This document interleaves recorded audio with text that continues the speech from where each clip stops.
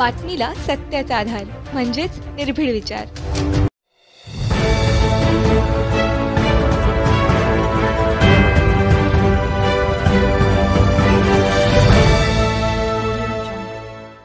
नड्डा यांनी केलेले आहे ते त्यांचं भाषण ज्याचं वृत्तांत आलेलं आहे।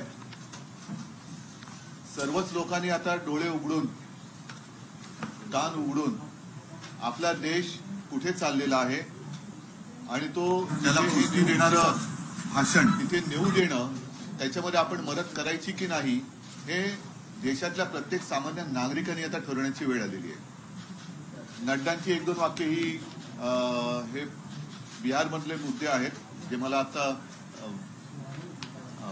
ई पेपर नागरिकांनी आता ठरवण्याची वेळ आलेली आहे। आता त्याच्यात त्यांनी काय म्हटलेलं आहे की लोक भाषण तिथे नेऊ देणं पक्षात काम त्याच्यामध्ये आपण मदत करायची की नाही याचं कर्तृत्व एक शून्य। यांच्याकडे काही आचार विचार असं काही नाहीये। भाजप सोबत लढणारी किंवा लढणारा आज कुठलाच राष्ट्रीय स्तरावरील पक्ष नाही। कुठलाच विचार की दुसरं महायुद्ध जेव्हा पेटलेलं होतं त्यावेळेला हिटलर जोरात होता आणि एक काळ असा आला होता की हिटलर आता जिंकणार। हिटलर रोज कुठे ना कुठेतरी बॉम्ब टाकायचा आणि त्यावेळेला मात्र डेव्हिड लो नावाचे एक व्यंगचित्रकार ब्रिटनमध्ये होते, मूळचे ते न्यूझीलंडचे। डेव्हिड लो एक व्यंगचित्र काढायचे आणि हिटलर नामोहरम रमवायचा, म्हणजे हिटलरची तळपायची आग मस्तकात जायची। आणि असं म्हणतात की हिटलरनी त्यांच्या सैनिकांना सांगितलं होतं की हा माणूस आहे तरी कोण, याला घेऊन या, जिंदा या मुर्दा असं जे आपण म्हणतो ना तसं त्याला घेऊन या। तशी परिस्थिती आज आपल्या देशात व्हायला लागलेली आहे की विरोधात जर का कोण बोललं तर त्याला वाटेल ते करून अडकवायचंच आणि तो बऱ्या बोलाने म्हणजे दमदाटी आणि लोभ दाखवून जर का शरण आला नाही तर त्याला अडकवून टाकायचं।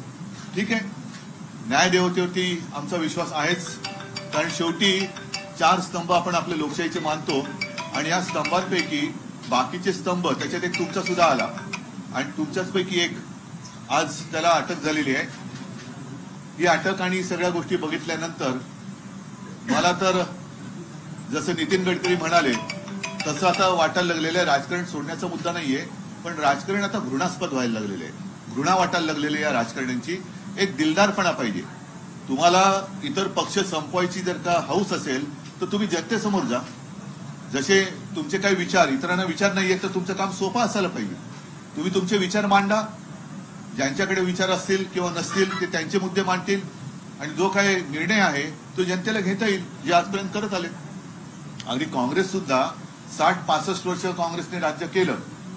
आज काँग्रेसची परिस्थिती बघितल्यानंतर लगेच जे कोणी सत्तेत बसलेले आहेत त्यांनी मोठमोठ्या बड्या मारण्यामध्ये काही अर्थ नाहीये।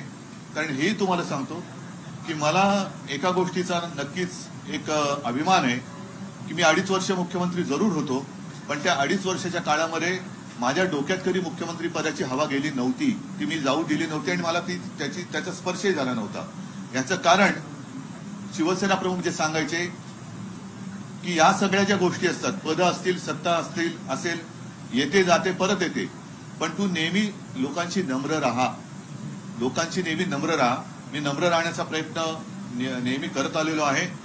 आज मात्र ज्यांच्या डोक्यात हवा गेलेली आहे त्यांनाही मी सांगू इच्छितो की निर्गुणपणाने वागू नका। दिवस आणि काळ हा सगळ्यांसाठी नेहमी चांगलाच असतो असं नाही, तो काळ बदलत असतो आणि काळ बदलल्यानंतर आपण जसे लोकांशी वागलोय तसा तो बदललेला काळ हा कदाचित जास्त निर्गुणपणाने आणि दुष्टपणाने तुमच्याशी वागू शकतो किंवा शकेल। तर ती वेळ, ती संस्कृती आपल्या हिंदुस्थानामध्ये आजपर्यंत तरी नाही आहे, ती याच्या पुढे येऊ देऊ नका। शिंदेनी असं काल म्हटलं होतं जेव्हा ते दौऱ्यात होते आता की जुन्या गोष्टी आहेत, मीही बोलू शकतो, अनेक गोष्टी जाऊ द्या, त्याच्यावरती मी काय उत्तर देणार नाही। आमच्या केदारनी त्याला उत्तर चांगलं दिलेलं आहे, केदार दिघेने उत्तर दिलेलं आहे आणि मला त्याच्याबद्दल काय बोलायचं जे विधान आहे ते फार घातक आहे आणि गंभीर आहे। ते लक्षात घेता प्रादेशिक पक्षांची एकजूट असावी यासाठी आता पुन्हा म्हणजे हा जो मुद्दा ऐरणीवर आलेला आहे एकच हा महत्वाचा मुद्दा तुम्ही मांडलात। प्रादेशिक पक्षाची एकजूट हा एक पुढचा टप्पा झाला, पण प्रादेशिक पक्ष संपवण्याचं जे भाजपचं कारस्थान आहे त्याची सुरुवात ही परवाच्या कोश्यारींच्या, मी राज्यपाल हा शब्द मुद्दामून वापरत नाही, कोश्यारींच्या उद्गारातून झालेली आहे। आणि आज नड्डा जे म्हणाले की हे सगळे पक्ष संपतील म्हणजे प्रादेशिक अस्मिता चिरडून टाकायची, हिंदूंमध्ये पुन्हा सांगतो हिंदूंमध्ये फूट पाडायची, भाषिक भाषा भिंती त्याच्यात उभ्या करायच्या आणि स्थानिक अस्मिता ही चिरडून टाकायची. म्हणजे मराठी माणसाला चिरडून टाकायचं आणि पुन्हा मराठी अमराठी असं राजकारण करायचं, स्वतःच्या राजकारणाच्या तुंबड्या भरून घ्यायच्या आणि आपल्या विरोधात जर कोण असतील तर त्यांना चिरडून टाकायचं.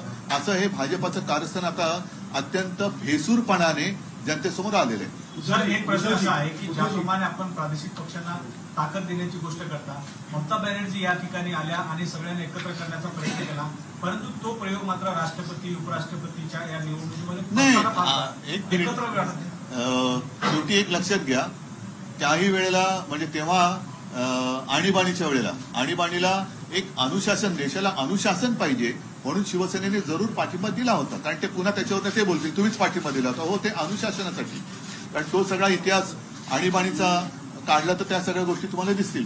पण तेव्हा सगळेजण ज्यांचा राजकारणाशी संबंध नव्हता, म्हणजे अगदी आपले पु ल देशपांडे, मी महाराष्ट्रपुरतं बोलतोय, दुर्गाबाई भागवत वगैरे, हे सुद्धा साहित्यिक विचारवंत, की त्यांना कळत होतं की अरे हे योग्य नाही चाललेलं आहे. त्यांनी परिणामाची पर्वा न करता त्या लोकशाहीच्या होमकुंडामध्ये उडी मारली होती आणि लोकशाही जिवंत ठेवली होती. तर मला असं वाटतं की एखादी गोष्ट म्हणजे जसं राष्ट्रपतींची निवडणूक असेल, आणखीन गोष्ट असेल, त्याच्यावरनं लगेच तुमचं ऐक्य होणार की नाही हे काही अवलंबून नसतं. आता सुद्धा वेळ गेलेली नाही म्हणण्यापेक्षा अजून वेळ पूर्ण आलेली नाहीये, पण ती वेळ जाण्याच्या आधी किंवा वेळ येण्याच्या आधी देशातील सर्व राजकीय पक्षांनी म्हणण्यापेक्षा सर्व जनतेने विचार करण्याची वेळ आता आलेली आहे. काही लोकांनी म्हणतो ईडीच्या चौकशा सुरू झाल्या की तुम्ही भाजपशी जोडून घ्या, म्हणून मी म्हणतो ना, हमाममध्ये गेलेत ते, तो सत्तेचा फेस आहे त्यांच्या शरीरावर, तो फेस गेल्यानंतर मग काय दृश्य असतं ते मला बोलायचं नाहीये, तर ते कळेल.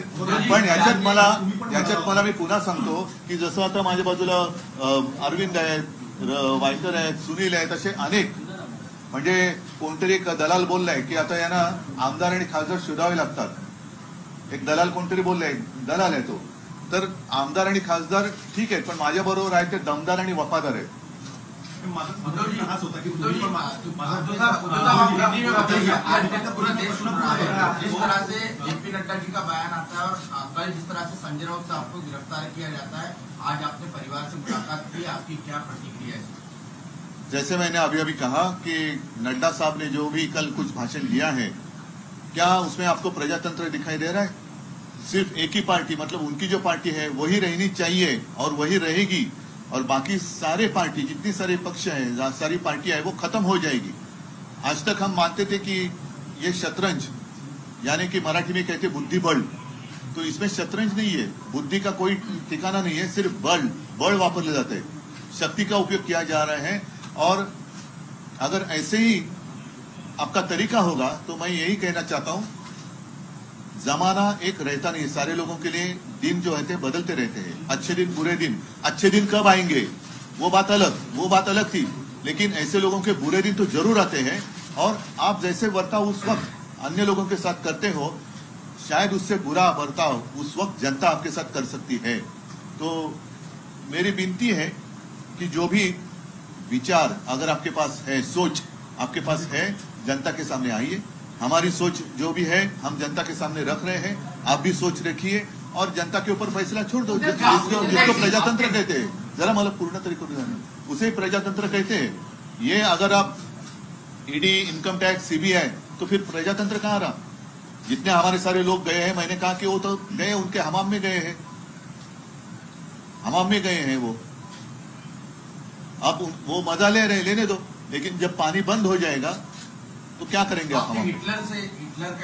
हिटलर का एक एग्जाम्पल मेरे पिताजी ने दिया था, क्योंकि मेरे पिताजी आप सारे जानते हो कि वो तो शिवसेना प्रमुख, हिंदू हृदय सम्राट, एक ही हिंदू हृदय सम्राट आज तक जो हुए वो है. और साथ ही साथ उनकी करियर की शुरुआत वो व्यंग्य चित्रकार थे, कार्टूनिस्ट. और डेविड लो ब्रिटेन के कार्टूनिस्ट है, जो ओरिजिनल न्यूजीलैंड से आए हुए थे, उनको अपना गुरु मानते थे.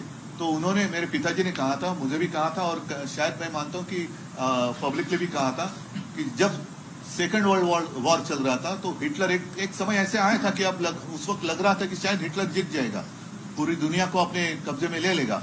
तो उस वक्त डेविड लो मतलब हिटलर बॉम्ब डालता था और डेविड लो एक कार्टून निकालता था, और वो कार्टून का जो एक परिणाम हुआ करता था वो बॉम्ब से भी ज्यादा होता था। और ऐसे कहा जाता है कि हिटलर ने उस वक्त अपने सारे लोगों को कहा था कि ये व्यक्ति है कौन, है कहाँ, इसे लेके आओ, जिंदा या मुर्गा जैसे है उसे लेके आओ। तो यही होती है जो तानाशाही की बात होती है, जब सारे लोग अपने गुलाम होते हैं तो कुछ दिन के लिए जब तक उनका उपयोग आपके लिए होता है तब तक वो गुलाम अच्छे लगते हैं, बाद में गुलाम जब उनका उपयोग नहीं रहता है वो निकलते हैं। संजय राउत साहब ने कल कहा कि मैं झुकूंगा नहीं और शरण भी नहीं जाऊंगा, उनकी गिरफ्तारी हुई, उस पर आपकी टिप्पणी क्या है, क्योंकि आज आप परिवार से भी मिलकर आए? नहीं, मुझे संजय राउत पर अभिमान है, और बाला साहब का असली सैनिक सिर्फ वो पिक्चर देखने के लिए ठीक है, पुष्पा झुकेगा नहीं, लेकिन ये झुका नहीं। जो झुकने वाले थे वो हमाम में चले गए, और झुकने वाला कभी शिवसैनिक नहीं हो सकता। जो भी लोग कह रहे थे कि हम बाला साहब की जो भी हमारे पास एक शिक्षा थी, शिक्षा म्हणजे मराठीतली नाही, शिकवण ज्याला म्हणतो, उसके ऊपर हम हमारा आगे की दिशा तय कर रहे हैं, तो ये बाला साहब ने दिखाई नहीं, दिशा नहीं है। उद्धव साहेब, एक प्रश्न असा आहे की आपण जे बोलले की तो वेळ यायची आहे विरोधकांना एकत्र घेण्याची, यायची आहे नाही, वेळ गेलेली नाही किंवा आलेली आलेली नाही, नाहीये. आता आपण मध्ये आहोत। आणि आता हे काल नड्डांचं जे भाषण आलेलं आहे ते फार घातक आहे की सगळे पक्ष संपतील किंवा आम्ही संपवू असा त्याचा कंसातला अर्थ आहे। पण माझा प्रश्न असा आहे की भाजपचाही हिंदुत्व आहे, शिवसेनेचं हिंदुत्व आता हे विषय सगळे झालेले आहेत। सर्व पक्षांना एकत्र करून आपण चालणार काय? शिवांगी फ्रॉम झी न्यूज, मेरा सवाल ये है कि मौजूदा मुख्यमंत्री एकनाथ शिंदे वो ये कहते हैं कि रोज सुबह उठकर 8 बजे बजने वाला भोपू अब अंदर चला गया। मुख्यमंत्री पद पर बैठे व्यक्ति को इस तरह का वक्तव्य जो है वो एक सांसद के लिए देना चाहिए, आप क्या कहते हैं? मैं उसके ऊपर कोई टिप्पणी नहीं करना चाहता वो हूँ, कोई कह रहा है- कारण मुळामध्ये त्यांचं सगळं सरकारच कोर्टात चॅलेंज झालेलं हिंदी आहे। में। नहीं, पूरी सरकार जो है उसी को हमने चैलेंज किया है कोर्ट में, अदालत में। तो फिलहाल मुझे उसके ऊपर कुछ कहने की जरूरत नहीं है। बंगालमध्ये पण जी परिस्थिती पाहायला मिळते आहे, कुठेतरी तुम्ही प्रादेशिक पक्षाच्या नेत्यांशी संपर्क करताय किंवा तुम्हाला कोणी संपर्क केलाय, काही चर्चा झाली? असं आहे की ममता दीदी आहेत, केसीआर आहेत, असे काही लोक हे संपर्कात आहेत, पण जसं मी म्हटलं ना, काल आता यांचा मुखवटा पूर्ण बाजूला झालेला आहे।